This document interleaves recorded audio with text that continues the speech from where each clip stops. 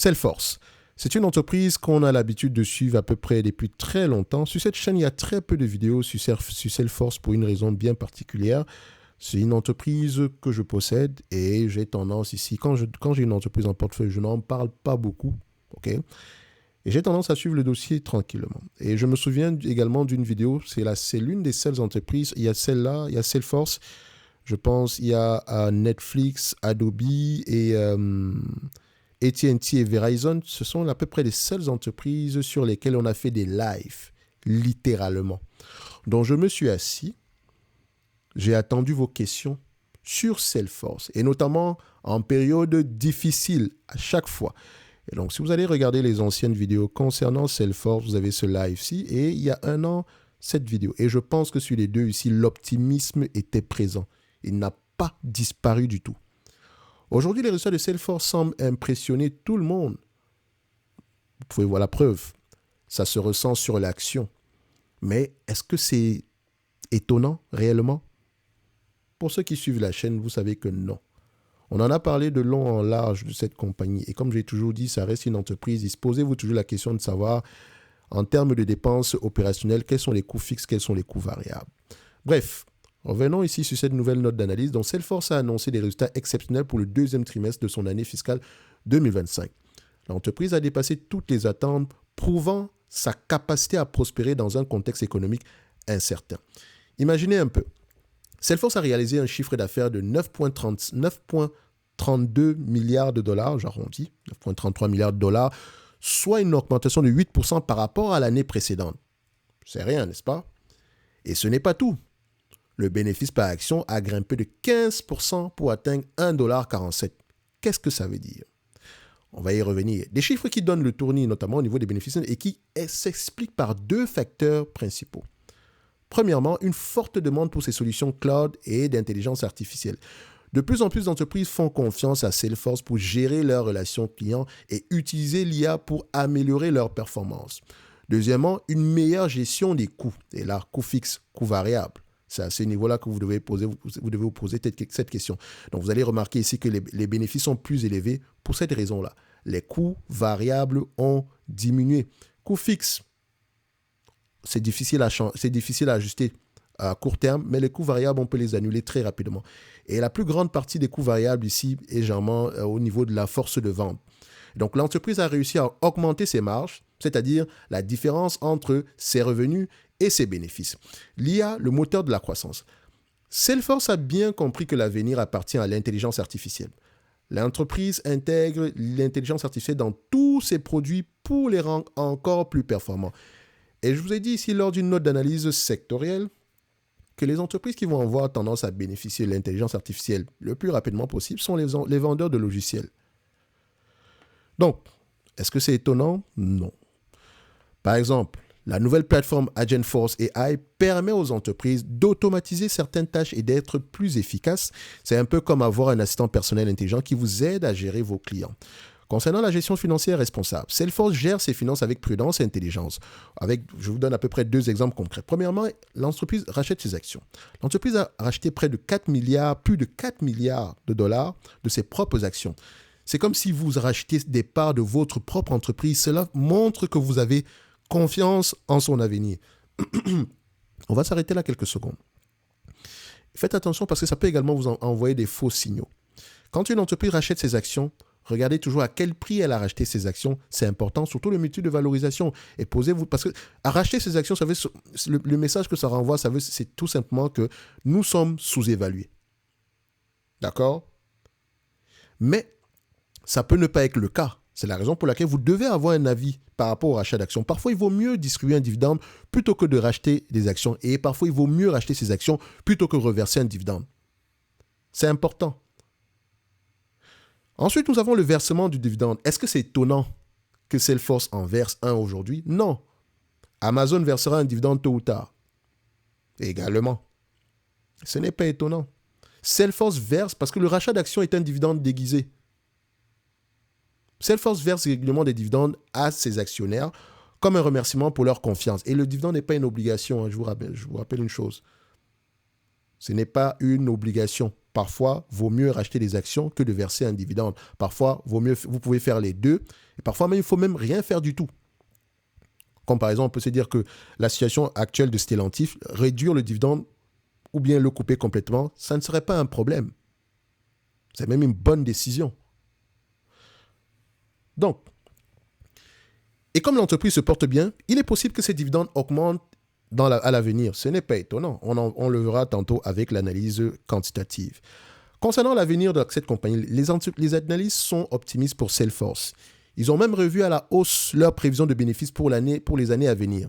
Ils estiment que les bénéfices de l'entreprise pourraient augmenter de 24% par an. C'est un signe que Salesforce est sur la bonne voie et qu'elle a un bel avenir devant elle. En conclusion, Salesforce est une entreprise solide, innovante et bien gérée. Elle a tous les atouts pour continuer à croître et à dominer le marché du CRM.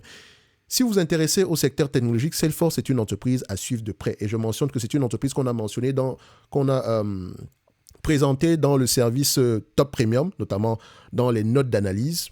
Les notes d'analyse à peu près regroupent des entreprises que j'ai tendance à suivre. Donc si je considère que l'entreprise est sous-évaluée, je vous présente l'entreprise et j'effectue le suivi. C'est-à-dire que tant que le scénario d'investissement de départ est d'actualité, je continue à faire les mises à jour.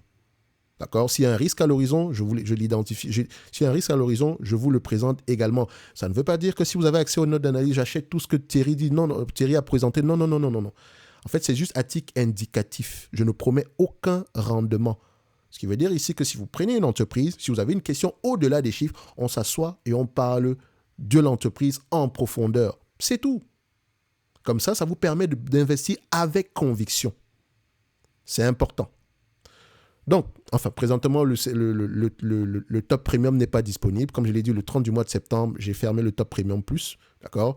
Mais en description de la vidéo ici, vous avez l'ensemble des services de Top Invest, à savoir le pack du débutant, la watchlist et la Top Newsletter. Ceux qui ont accès au programme d'accompagnement ici auront accès également aux notes d'analyse, aux analyses sectorielles, aux demandes d'analyse quantitative, à la watchlist. Et donc, si vous avez des questions par rapport au programme d'accompagnement, vous pouvez réserver un appel et ça va me faire plaisir d'en parler avec vous. Et histoire de voir ici si le programme d'accompagnement pourrait vous aider à atteindre vos objectifs. Attention, parce que ce n'est pas fait pour tout le monde. Si vous n'êtes pas prêt à travailler, ça ne sert à rien de nous rejoindre. Je vous dis la vérité, littéralement. Parce qu'ici, c'est de la pratico-pratique. OK? Vous ne deviendrez pas millionnaire dans 3 ans. On ne promet aucun million ni quoi que ce soit. Ça vous permet uniquement de monter en compétence et en confiance. Donc, quand je fais mon analyse ici, j'ai confiance en mon analyse. Pourquoi? Parce que j'ai pris les éléments quantitatifs et qualitatifs. Et je dois également avoir l'humilité de reconnaître quand j'ai tort. C'est pour ça qu'on commence ici par la philosophie d'investissement afin de vous apprendre à vous connaître vous-même. Quelques vidéos. J'ai commencé une série de vidéos sur cette chaîne où je parlais de volatilité, où je parlais de style d'investissement. Je considère que ces vidéos-là sont les plus intéressantes de la chaîne. Je sais que vous aimez les price targets, etc. Mais vous pouvez le voir ici en période difficile, ça ne vous aide pas du tout. Ça ne vous aide pas. C'est uniquement pour savoir à peu près quelles entreprises peuvent être intéressantes en date d'aujourd'hui, pour ceux qui ont accès à la watchlist. Bref, revenons ici sur notre analyse quantitative. C'est une entreprise qui mérite s'échanger à 25 fois les bénéfices. La croissance, elle est là, elle va avoir tendance ici à durer. C'est un business assez prévisible. Je rappelle que vous avez un lien d'affiliation ici pour Fastgraph avec 25% de réduction. J'adore Fastgraph parce que ça me permet de voir ici rapidement si une entreprise est sous-évaluée ou pas et je peux avoir une historique par rapport aux prévisions des analystes. Et j'aime ça. Donc, Salesforce ici, c'est une entreprise qui va avoir tendance à avoir des marges de plus en plus élevées. Évidemment, dans ce genre de business, il y a une chose qu'il faut mentionner. Je vais juste mettre ça ici. Voilà, Salesforce, c'est ticker symbol, c'est CRM. CRM. Ce genre de business, vous allez avoir tendance à avoir des SBC, des Stock-Based Compensation, à savoir on va payer les employés avec des actions. C'est très répandu dans la tech. Okay? Donc, si on prend ici les SBC, notamment SBC par rapport aux revenus, qu'est-ce qu'on observe? On a à peu près quelque chose aux alentours de 8%. Donc, 8% du revenu. Ce qui veut dire que si on a un revenu ces 12 derniers mois de 37 milliards, enfin 36 milliards 500, 36,5 fois 0,08, le chiffre existe ici, j'aurais pu le prendre ici directement, ne vous inquiétez pas. Donc, c'est près de 2 milliards 900. D'accord? Les free cash flow, il faut les amputer de 2 milliards 900. Donc, dans les 11 milliards 400 60 ici, il y a 2 milliards 900 qu'on doit enlever. Littéralement. Tout simplement parce que c'est une émission de nouvelles actions. Les deux s'annulent. Ce n'est pas du cash qu'on a avoir tendance à encaisser. OK, donc il faut faire attention. Ce qui est intéressant également à regarder, c'est l'évolution de ces SBC par rapport aux revenus. On constate ici qu'au mieux, on est sur une stagnation. Enfin, au pire, excusez-moi, on est sur une stagnation et au mieux, on est sur une décroissance. Et j'aime ça. C'est une bonne chose. OK? Alors, prenons l'évaluation de cette compagnie à ce niveau. Et je rappelle qu'en prenant cette évaluation, en termes de bénéfice net ajusté, OK, je dis bien bénéfice net ajusté, cette évaluation ne prend pas en considération les SBC. Et j'aime bien ça. Parce que vous pouvez prendre ici, vous avez des SBC de près de 3, disons, c'est 2 milliards 900, ouais, divisé par le nombre d'actions. On va le prendre ici. Ça donne à peu près combien? On a à peu près 980 millions d'actions. Donc, divisé par 0,98, ça donne aux alentours de... Attendez. Ça donne combien? C'est bizarre, ça. Ah, c'est de ma faute. 2,97 $ par action. Donc, disons 3 $ par action par là. Et qu'est-ce que vous remarquez ici? On a les SBC, on a les bénéfices nets de 12, à peu près à 10 $ en 2025, 12,62 $ en 2027, bénéfice net ajusté. Et quand on prend les free cash flow, on a 2,35 $, 12,35 $ et ici 15,66 $. Donc grosso modo, on a une partie ici, la différence ici, ce sont les SBC. Donc ce chiffre-ci ne prend pas les SBC et donc je prendrai ce chiffre. Je prendrai cette métrique, d'accord, les bénéfices nets ajustés. Et donc, si on prend les bénéfices nets ajustés en date d'aujourd'hui, c'est une entreprise qui peut s'échanger à 25 fois les bénéfices, qui est assez prévisible. Quand on regarde l'estimation des analystes, est-ce qu'ils sont de plus en plus optimistes? 12,91, 12,62, presque la même chose. 11,05, 11,14, presque la même chose. 9,73, 10,09. Disons légèrement optimistes. Donc, on reste optimiste par rapport il y a 6 mois, par rapport aux chiffres qu'on avait il y a 6 mois. C'est une bonne chose. Donc, c'est-à-dire que l'entreprise livre la marchandise sur les dernières périodes. 25 fois les bénéfices, ça donne 316 $ à l'action. Et encore, ce que j'aimerais, c'est que j'encourage toujours les abonnés à faire, c'est au lieu de regarder comment on appelle ça, le multiple de valorisation, posez-vous la question de savoir quel est le rendement que j'obtiens si l'entreprise arrive à livrer 12,62 $ par action par rapport au prix actuel à 211 $. Attention, c'est le prix au 1er octobre. Okay? Ça peut être bien plus élevé que ça en date d'aujourd'hui. CRM est à combien aujourd'hui? 2,78 même. Prenons 2,78. D'accord? Prenons 2,78. 2,78. Ça donne à peu près un rendement sur coût de 4,5%. Ce qui veut dire qu'en achetant cette entreprise en date d'aujourd'hui, d'accord? En l'achetant en date d'aujourd'hui, en prenant en considération les bénéfices nets attendus en 2027, c'est bien ça? Je l'achète à peu près à 22 fois les bénéfices. C'est raisonnable pour une compagnie pareille, en pleine croissance, qui pourra avoir une croissance, on vous a dit 24% des bénéfices dans le futur.